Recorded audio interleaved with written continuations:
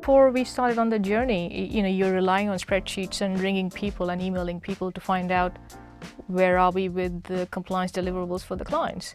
That was, 18 months ago when we started the journey, and now you go log on to your system and you know exactly where you are with the request, and that immensely helps.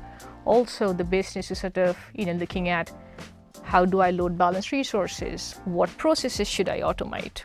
Because that also gives you another leverage and a lever to look at instead of guessing what I need to automate. Now you have real data to understand where volumes are going through, to have more focused approach towards AI and automation and where to apply them more effectively.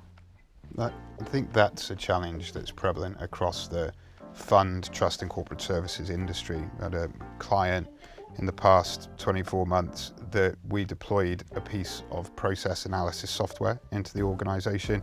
They were spending many millions of pounds a year on a critical piece of software that was their formal system of record for a regulatory process.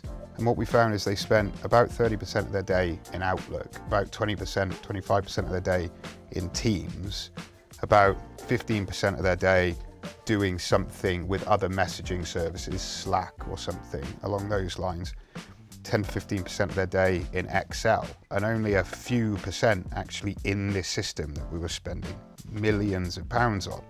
And what it said to us is nobody really knows where the work is because they're all emailing each other and Teamsing each other and Slack and WhatsApping each other saying, where are we with client A, this piece of work? And just the act of getting that into somewhere where you can log in and see your own team, or if you're senior in the business, every team, or if you're an individual contributor, your workload, materially changes the efficiency of the business. And I suspect that none of that Excel work and email work and Teams work and Slack work was appearing on people's process diagrams. Nor was it appearing on their invoices to their client for variable fee work.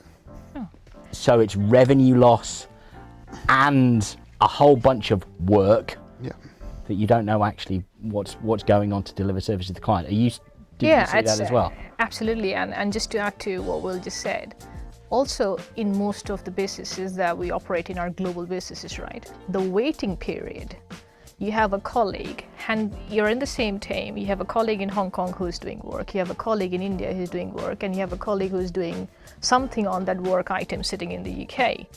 You're waiting for people to come online, send an email, send Teams for someone else to then do their part of the work. And this is invisible. I have not seen a single process map that tells you the waiting period between all of these handoffs by the virtue of operating in an operations like this. It's just on the line, isn't it? And there's an assumption that most people who draw process diagrams make, that all of the money gets spent in the boxes and the lines are free. Quite the opposite. Indeed. Quite the opposite, okay.